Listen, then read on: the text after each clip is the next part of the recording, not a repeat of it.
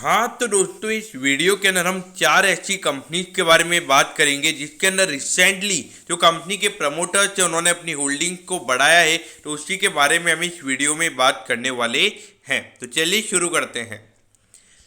तो देखिए, जो सबसे पहली जो कंपनी है उसका नाम है Bajaj holdings and investment limited. तो देखिए, ये जो स्टॉक है ये आपके रडार पे क्यों होना चाहिए, उसके पीछे का एक रीजन है। तो देखिए, अगर हम पिछले एक साल की अगर हम ट्रेंड की अगर हम इनके जो शेयर होल्डिंग पैटर्न की अगर हम बात करेंगे तो लगातार जो कंपनी के प्रमोटर्स है हर क्वार्टर में धीरे धीरे करके अपनी होल्डिंग को बढ़ा रहे।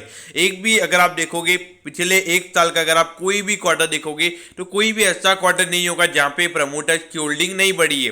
तो उस पॉइंट ऑफ व्यू से देखा जाए तो इनके जो सब्सिडरी कंपनीज हैं, चाहे बजाज ऑटो हो या फिर बजाज फाइनेंस हो या बजाज फिनसर्व हो, तो बजाज फिनसर्व तो बजाज फाइनेंस की पेरेंट कंपनी है, लेकिन जो बजाज फिनसर्व है वो इनकी सब्सिडरी कंपनी है। तो उस पॉइंट ऑफ व्यू से अगर हम देखेंगे, उसके अलावा जो बजाज कंज्यूमर है तो ये सारी जो इनकी कंपनीज है, और महाराष्ट्र स्कूटर हो, तो ये सारी कंपनीज की अगर हम बात करेंगे तो इनके जो बिजनेस है वो काफ़ी अच्छे तरीके से परफॉर्म कर रहे हैं। और खास करके जो बजाज फाइनेंस ये जो कंपनी है काफ़ी अच्छे तरीके से परफॉर्म करी। और बजाज फिनसर्व की अगर हम बात करेंगे, उनका जो लाइफ इंश्योरेंस और हेल्थ इंश्योरेंस वाला बिजनेस है वो भी काफ़ी अच्छे तरीके से परफॉर्म कर रहा है। तो इस पॉइंट ऑफ व्यू से देखा जाए तो अगर हम उनके वैल्यूएशन पे 20% का डिस्काउंट भी लगाते तो भी वहाँ पर ये काफ़ी अच्छे वैल्यूएशन पे ये स्टॉक हमें नजर आता है। तो इस पॉइंट ऑफ व्यू से देखा जाए तो ये स्टॉक आपके रडार पे होना चाहिए। और अगर हम पिछले एक महीने में अगर हम देखेंगे तो मोर देन 1 लाख शेयर्स यहाँ पे प्रमोटर्स ने बाई किए हैं, अगर हम जो डेटा में मिला है उस पॉइंट ऑफ व्यू से अगर हम देखेंगे तो। अब अगर हम दूसरी कंपनी ये नुवोको विस्टास कॉरपोरेशन, तो ये एक ईस्ट इंडिया की सबसे बड़ी सीमेंट कंपनी है। अगर हम प्रोडक्शन पॉइंट ऑफ व्यू से अगर हम बात करेंगे तो देखिए लगभग 577 का इसका हाई है, यानी कि मोर देन 30% ये स्टॉक अपने ऑल टाइम हाई से नीचे ट्रेड कर रहा है। और अगर हम इसके देखेंगे तो इसने लगभग 295 का लो भी बनाया था, तो यानी कि लगभग ऑल टाइम हाई से अराउंड 50% ये स्टॉक गिर भी गया था। तो देखिए, उसके बाद में लगातार अगर हम देखेंगे तो पिछले एक महीने में अराउंड 2 लाख शेयर्स जो कंपनी के प्रमोटर्स हैं उन्होंने इतने शेयर्स बायबैक किए हैं, बाय यानी कि ओपन मार्केट से उन्होंने बाई किए हैं। और अगर हम जो पिछले क्वार्टर के एंड में अगर हम प्रमोटर्स की होल्डिंग की अगर हम बात करेंगे तो अराउंड 71% की जो होल्डिंग्स है वो हमें यहाँ पे प्रमोटर्स के पास ऑलरेडी नजर आती है। यानी कि जो ये 2 लाख शेयर्स और बाय हुए हैं, तो ये तो वहाँ पे डेटा भी आने वाले क्वार्टर एंडिंग पे रिपोर्ट होगा। और अभी भी अगर हम देखेंगे तो लगातार कभी ना कभी 1 लाख शेयर्स प्रमोटर्स ने और बाय किए, तो ऐसा डेटा आ रहा है। तो देखिए, एक सबसे बड़ी सीमेंट कंपनी है। उसके अलावा अगर हाँ, इंडिया की नहीं है, ओवरऑल जो ईस्ट इंडिया वाला पार्ट है इंडिया के अंदर उसकी सबसे बड़ी सीमेंट कंपनी है। उसके अलावा अगर हम देखेंगे तो आने वाले टाइम पे काफ़ी अच्छी ग्रोथ हमें ये जो सीमेंट कंपनीज इसमें देखने को मिल सकती है। उसके पीछे का मेन रीज़न ये क्योंकि जो कंस्ट्रक्शन डिमांड है वो इंडिया में काफ़ी ज़्यादा है, रिनोवेशन डिमांड हो तो या फिर जो नए नए होम्स की अगर हम बात करेंगे तो सीधी सी बात है कि जितने ज़्यादा नए होम सेल होंगे तो उतनी ज़्यादा कंस्ट्रक्शन डिमांड बढ़ेगी। और उसके अलावा जो कमर्शियल हाउसेज होते हैं, यानी कि जो कमर्शियल प्रॉपर्टीज होती है, वहाँ पर भी एक अच्छी खासी डिमांड बढ़ रही है। तो सीधी सी बात है कि सीमेंट की डिमांड बढ़ेगी। इसके अलावा जो इंफ्रास्ट्रक्चर वाला एरिया है, यानी कि जो रोड्स हो गए या फिर जो आपके जो ब्रिजेज वगैरह होते हैं, तो उसमें भी सीमेंट की काफ़ी ज़्यादा ज़रूरत होती है। तो इस पॉइंट ऑफ व्यू से देखा जाए तो ये जो पूरी इंडस्ट्री है आपके रडार पे होनी चाहिए। और यहाँ पर अगर प्रमोटर्स अपने स्टेक को बढ़ा रहे हैं तो ये एज अगर आपको सीमेंट कंपनी में इन्वेस्ट करना है तो वहां पर अगर प्रमोटर को इतना कॉन्फिडेंस है तो वहां पर आप भी इसमें ये कंपनी को अपने रडार पे रख सकते हैं। अब अगर हम तीसरी कंपनी की बात करेंगे तो ये है L&T फाइनेंस होल्डिंग।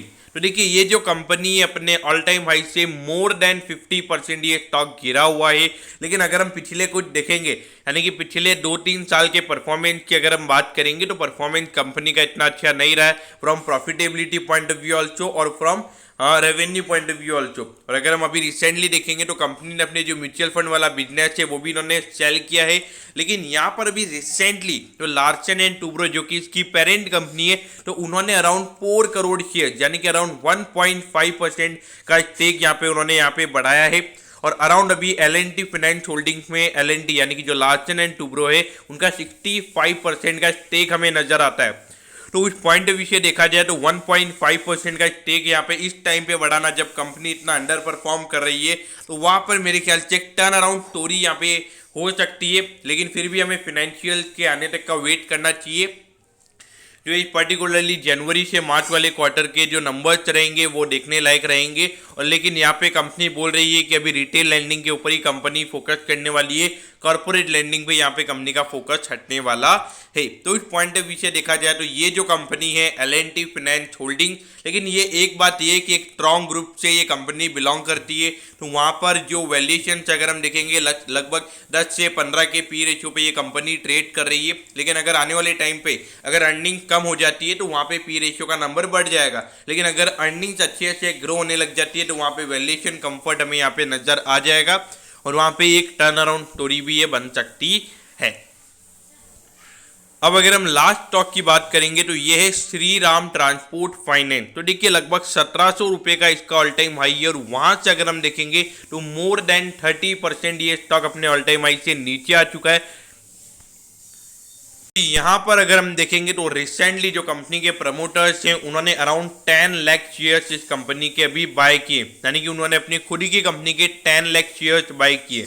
तो देखिए यहाँ पे जो 10 लाख शेयर्स का जो अमाउंट है ये काफ़ी ज़्यादा रहेगा। तो इस पॉइंट ऑफ व्यू से देखा जाए तो Shri Ram transport finance company ये एक NBFC फर्म है और अगर हम इनकी क्रेडिट रेटिंग की अगर हम बात करेंगे तो एक NBFC में सबसे अच्छी क्रेडिट रेटिंग अगर किसी कंपनी की है तो वो श्रीराम ट्रांसपोर्ट फाइनेंस की है। अगर हम देखेंगे तो बजाज फाइनेंस की उतनी अच्छी क्रेडिट रेटिंग नहीं है जितनी ज़्यादा इनकी है। तो इस पॉइंट ऑफ व्यू से देखा जाए तो अगर आप एक कंजर्वेटिव इन्वेस्टर है, यानी कि ज़्यादा रिस्क लेना पसंद नहीं करते और NBFC फर्म में इन्वेस्ट करना है, तो ये कंपनी आप आपके रडार पे रख सकते हो। लेकिन एक एग्रेसिव प्ले क्या ये कंपनी होगी तो मुझे ऐसा नहीं लगता। मुझे ऐसा लगता है कि अगर आपका रिस्क एपेटाइट कम है, NBFC में इन्वेस्ट करना है, हाँ 1 से 2% का डिविडेंड, 8 से 9% के रिटर्न अगर आपको चाहिए तो आप यहाँ पे इन्वेस्ट करने का सोच सकते हैं। ओके दोस्तों, तो ये जो 4 स्टॉक्स है ये आपके रडार पे होने चाहिए। यहाँ पे लगातार प्रमोटर्स अपना स्टेक बढ़ा रहे हैं, तो ये जो बिजनेसेस है ये भी अच्छे नजर आते हैं। तो उस पॉइंट ऑफ व्यू से ये स्टॉक्स आपके रडार पे होने चाहिए। ओके दोस्तों, thank you, have a nice day.